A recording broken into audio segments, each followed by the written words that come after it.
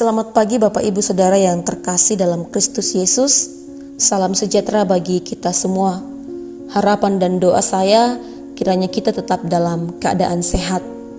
Dan selamat berjumpa kembali dalam renungan harian dari Bukit Sion Makale, Sabtu 24 April 2021. Adapun pembacaan kita hari ini menurut bacaan harian Gereja Toraja dari Kisah Para Rasul pasal 4 ayat 1 hingga ayat 22. Kisah Para Rasul pasal 4 ayat 1 hingga ayat 22. Mari kita berdoa untuk pembacaan dan perenungan firman Tuhan.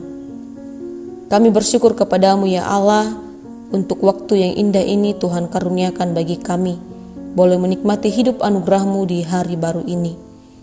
Kami bersyukur untuk kesehatan, kekuatan, nafas kehidupan yang Tuhan senantiasa anugerahkan.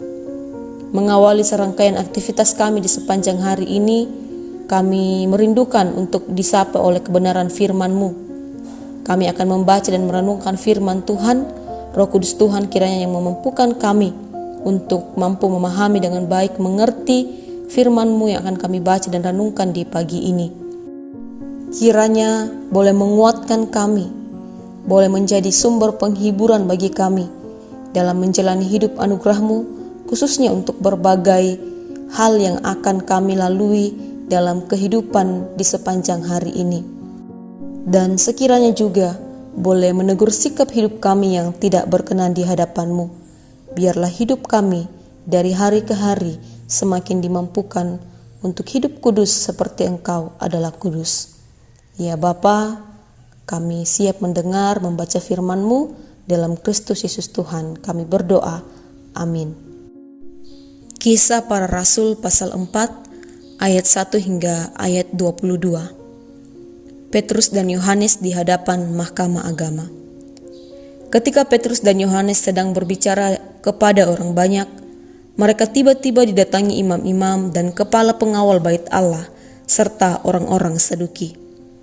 Orang-orang itu sangat marah karena mereka mengajar orang banyak dan memberitakan bahwa dalam Yesus ada kebangkitan dari antara orang mati.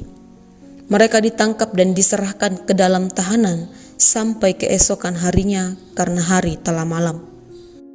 Tetapi di antara orang yang mendengar ajaran itu, banyak yang menjadi percaya, sehingga jumlah mereka menjadi kira-kira 5.000 orang laki-laki. Pada keesokan harinya, pemimpin-pemimpin Yahudi serta tua-tua dan ahli-ahli Taurat mengadakan sidang di Yerusalem dengan imam besar Hanas dan Kayafas, Yohanes dan Alexander, dan semua orang lain yang termasuk keturunan imam besar. Lalu Petrus dan Yohanes dihadapkan kepada sidang itu dan mulai diperiksa dengan pertanyaan ini, "Dengan kuasa manakah atau dalam nama siapakah kamu bertindak demikian itu?" Maka jawab Petrus penuh dengan Roh Kudus, "Hai pemimpin-pemimpin umat dan tua-tua, jika kami sekarang harus diperiksa karena suatu kebajikan kepada seorang sakit dan harus menerangkan dengan kuasa manakah orang itu disembuhkan, maka ketahuilah oleh kamu sekalian dan oleh seluruh umat Israel bahwa dalam nama Yesus Kristus, orang Nazaret yang telah kamu salibkan, tetapi yang telah dibangkitkan Allah dari antara orang mati, bahwa oleh karena Yesus itulah orang ini berdiri dengan sehat sekarang di depan kamu. Yesus adalah batu yang dibuang oleh tukang-tukang bangunan, yaitu kamu sendiri, namun ia telah menjadi batu penjuru. Dan keselamatan tidak ada di dalam siapapun juga selain di dalam Dia, sebab di bawah kolong langit ini tidak ada nama lain yang diberikan kepada manusia yang olehnya kita dapat diselamatkan."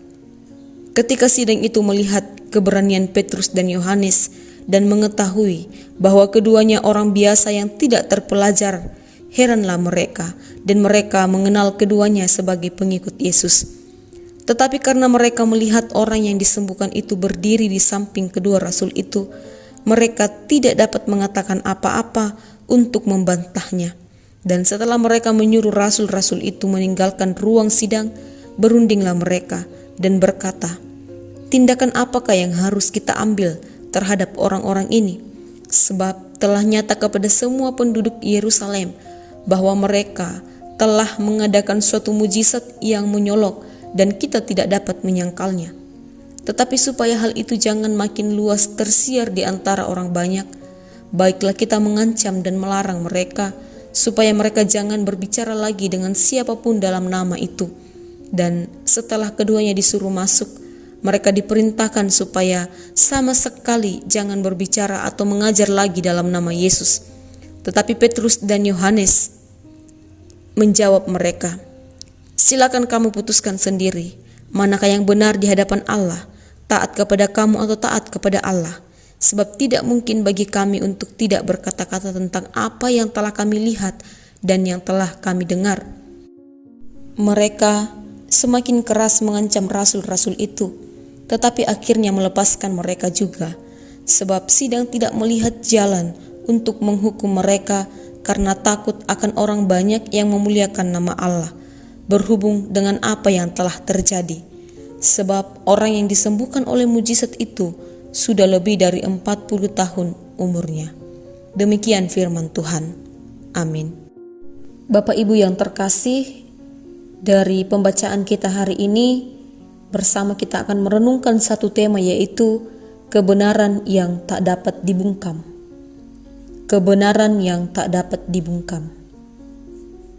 Saudara-saudara, dalam kehidupan kita umat manusia di muka bumi ini, seringkali sebuah kebenaran dibungkam oleh karena kepentingan-kepentingan pribadi atau sekelompok orang dengan berbagai motivasi di baliknya. Entah itu di bidang politik atau pemerintahan, di bidang agama, di bidang pendidikan, di bidang ekonomi atau bisnis, ataupun pada bidang-bidang kebudayaan dan bidang-bidang yang lain. Dalam perikop pembacaan kita hari ini, mengisahkan para murid yang terus diancam oleh imam-imam, kepala pengawal bait Allah, dan orang-orang Saduki untuk membungkam kebenaran, yakni kebangkitan Yesus dari antara orang mati, serta jaminan keselamatan di dalam Dia, dan tidak ada di dalam siapapun juga selain di dalam Dia. Pembungkaman ini bukan kali pertama, tetapi sebelumnya juga telah dilakukan pada saat peristiwa kebangkitan, ketika para imam menyogok atau menyuap penjaga kubur untuk memberitakan kebohongan bahwa mayat Yesus telah dicuri. Kegagalan membungkam berita yang pertama itu dengan suap kemudian diganti lagi dengan ancaman kepada para murid yang memberitakan kebenaran itu. Baik ancaman penjara, ancaman siksa, ancaman kematian, dan ancaman yang lain. Namun tak satupun pemberita kebenaran tersebut yang merasa dihadang serta dihalang. Karena apa yang mereka sampaikan adalah sebuah kebenaran yang sejati. Jika kita pikir secara manusiawi, siapa yang dapat melawan para imam dan orang Saduki? Mereka adalah orang-orang yang berpengaruh saat itu dan sangat berkuasa. Mereka pernah menunjukkan pengaruh mereka kepada orang banyak untuk berteriak, "Salibkan dia, salibkan dia," ketika Yesus sedang diadili. Mereka juga pernah menunjukkan pengaruh mereka dengan mendesak seorang gubernur Romawi agar taat kepada kehendak mereka. Mereka juga bisa mematikan Yesus dengan hukuman yang paling kejam di atas kepopularitasan Yesus sedang begitu tinggi di antara orang banyak. Akan tetapi Bapak Ibu Saudara, perkara kebangkitan mereka tidak dapat membungkamnya dengan cara apapun. Perkara kebangkitan tidak dapat dipengaruhi oleh jabatan mereka, oleh kekuasaan mereka. Andai kata kebangkitan adalah sebuah kebohongan, maka kabar itu tidak akan sampai pada zaman sekarang ini. Namun dari hari ke hari, bertambah-tambah orang yang menerima kebenaran tersebut.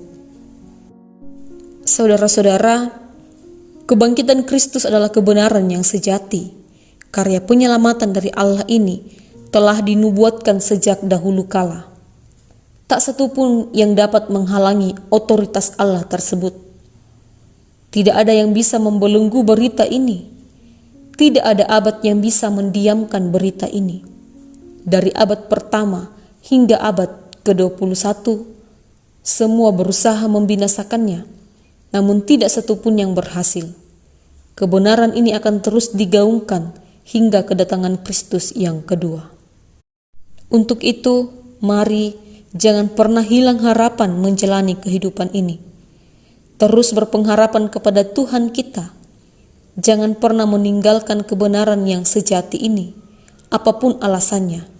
Entah karena siksaan, hinaan, ketidakadilan, cacian, kematian, kelaparan, perempuan atau laki-laki, jabatan, harta, dan lainnya.